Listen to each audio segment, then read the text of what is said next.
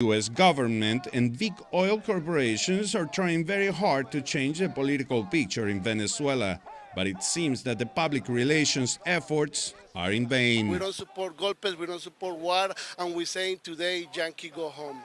Here in Miami, this group of Venezuelans and U.S. citizens do not believe in the so-called democratic intentions of the U.S. government. You know the history in Latin America, and so we are extremely concerned because we don't want more destabilization, we don't want more war. We know what has happened all over the place in the Middle East with Iraq, Libya, and Syria. We know what's happening in Central America after their intervention, and now we fear a horror show happening in South America. The truth is that something smells very bad in here. It is oil, black gold. It is no secret that Washington and its corporate friends cannot get enough of it. There are those who ask, what is behind the anxiety of the Trump administration about Venezuela? Could it be the Venezuelan black gold? What we're here for is to tell the United States government to stay off Venezuelan affairs, because we know that there's a trail of destruction that follows the United States every time they intervene in a country. Many remember that before Hugo Chavez came into the picture, Exxon and other corporations were paying water prices for Venezuelan oil. It was U.S.-backed governments that dictated such beneficial prices and policies for Exxon and others. So that we went to 80% of poverty, because all our resources were either stolen by the oligarchy or those that were in power, or by the transnationals.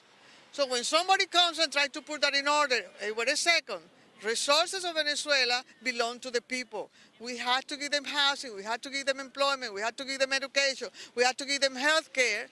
They don't want that, because now they don't have control over our resources. This is basically the truth of what is going on in Venezuela. You do not need a PhD in history in order to understand the consequences of American foreign policy in Latin America. Whenever there's a government that does not agree with Washington, Washington will send democracy, plus violence, bullets, and sanctions. 1914 Mexico, 1915 Haiti, 1916 Dominican Republic, 1918 Panama, 1924 Honduras, 1925 Panama. Meanwhile, the UN Security Council was the stage for a dramatic showdown. Debería ser Estados Unidos.